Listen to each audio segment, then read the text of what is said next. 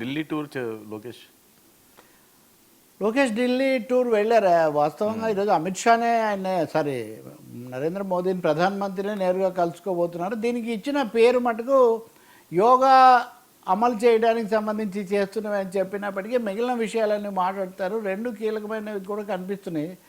ఒకటేమో ఈ లిక్కర్ దీని మీద కొలిక్కి వచ్చింది. దాని మీద జగన్మోహన్ రెడ్డిని కూడా ఏదైనా చర్య తీసుకోవడానికి ముందు అది కేంద్రానికి ఒక మాట అంతర్గతంగా చెప్పడం మంచిది అనేది అది జరుగుతుంది. ఇప్పుడు ఏదో రాష్ట్రంలో రాజకీయంగా కీలకమైన అడుగులు పడబోతున్నాయి కాబట్టి కలుస్తున్నారు. మీరు ఒక విషయం నిర్ధారించుకోవచ్చు. ఇప్పుడు మోదీతో హాట్ లైన్ ఎక్కువగా లోకేషే నడుపుతున్నారు చంద్రబాబు కంటే కూడా.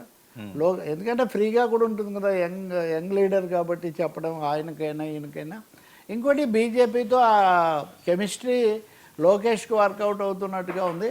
అటు పవన్ కళ్యాణ్ కూడా ఉన్నారు కాబట్టి ఆయన కలిసినప్పుడు ఈ విషయాలన్నీ చెప్తారు. ఇంకోటేమో సింగపూర్ అధ్యక్షుడు నిన్న వచ్చారు.